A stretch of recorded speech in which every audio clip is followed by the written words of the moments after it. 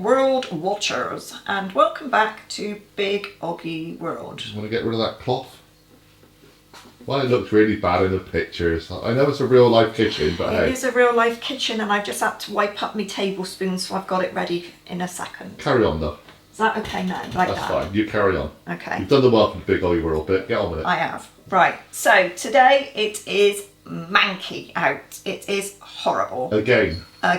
We are now in the end of March. Today the clocks go forward, but you may not see this sort of soon, but this is what day it is anyway. And the weather is absolutely pants. So I was going to do something called a butter pie, but it's so awful that I think it needs a one-pot wonder, quite frankly. So we are going to do a beef stroganoff. We're going to do a slow cooker beef stroganoff because I have got something else planned for you this afternoon, but I'm not going to tell you that. You won't see that until Easter. But I need to crack on. So they may not see this till Easter yet, depending on how many videos you got. There is that as well. But yeah. But the thing that I'm doing this afternoon takes a little bit more time, and this one is very simple to put together, and the little machine does all the work, and I'm all for machines doing work, me. Okay, so we're using the Board of Lunch Healthy Slow Cooker Cookbook again. It is a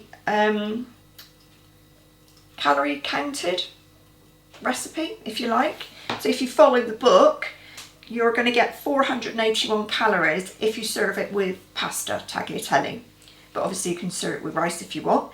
If you don't want to use the low fat option, which basically the only low fat option in it is that you're going to use either low fat cream cheese, we're using Philly, but there are obviously lots of other brands available.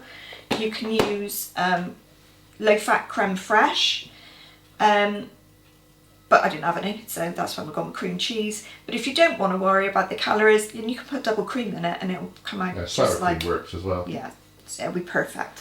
So anyway, as always, with a slow cooker recipe, it is very easy to put together. This time we're not doing any browning or any frying off or any of those things, and I'm going to cook it for 7 hours on slow. If you haven't got that amount of time, you can do it for 3 hours on high. We are using not chuck steak, sorry, we're using skirt. Kind of the same thing. Yeah, a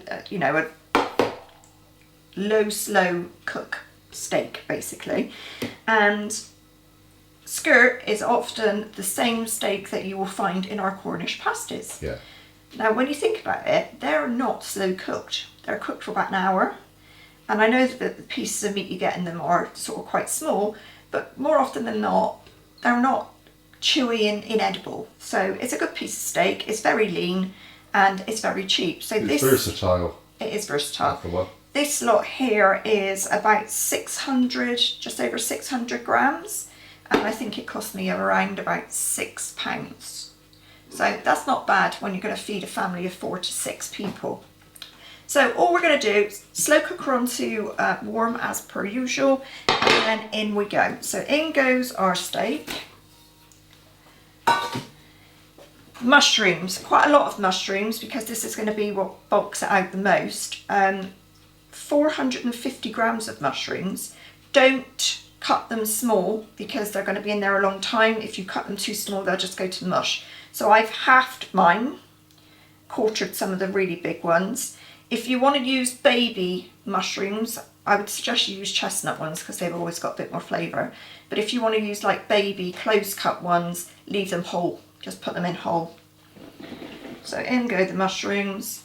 1 large onion just sliced, nothing fancy there.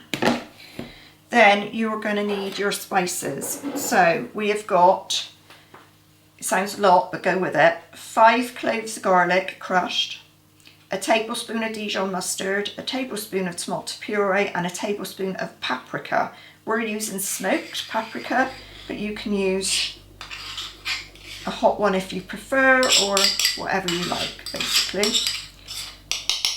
So in that lot goes. Don't leave any behind.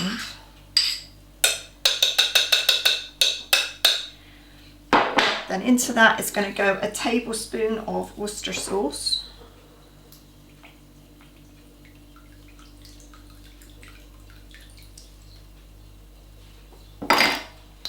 And it asks for fresh parsley, which I don't have, but I do have this, which is freeze dried. So it's not completely like dusty parsley that you would get from a dried.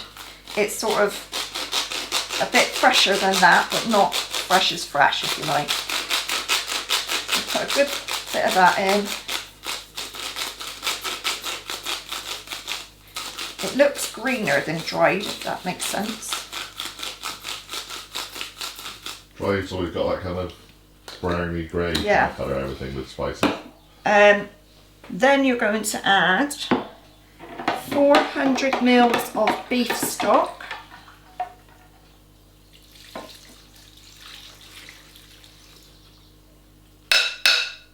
But my stock cube stuck to the end of my spoon.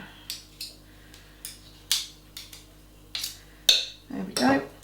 And last of all, a tablespoon of corn flour mixed with a tablespoon of water to make a slurry. And that goes into, and that's the little bit of stuff that's going to hopefully thicken it up for you. And that, people, is it. The cheese doesn't go in until the end. So you're going to give that a good stir now to try and sort of amalgamate things a bit.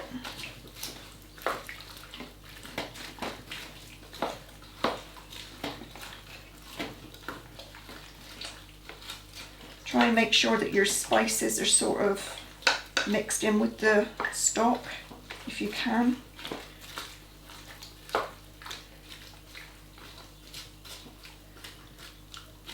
There we go. Lid on. And ignore it for the next 7 hours. Ta-da! What about that for a recipe for a horrible wet morning? Perfect. Sounds good to me. So, like I said, we're going to serve it with tagliatelle. You can serve it with rice or even potatoes if you want. And it should be delicious. So we will be back later. I might give you a sneak peek later on, not at the end, just to see how it's cooking down. But other than that, we'll show you tonight when we dish it up.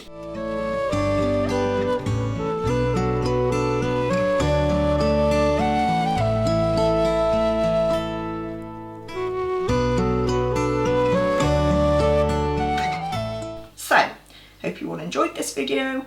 Do give us a thumbs up if you did. Let us know if you make it, what you thought of it, because that's really important. If you've subscribed, brilliant. If you haven't, please do. Hit your notification bell and go and join us on the Facebook page, Big OGGIE World, and we'll see you all over there. So thanks for watching, and John will show you a few pretty pictures later. See you soon. Bye for now.